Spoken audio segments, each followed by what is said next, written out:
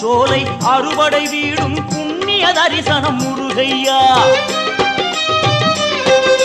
திருநீர் அணிந்து வரும் போது நெஞ்சில் நிம்மதி பிறக்குது கந்தையா.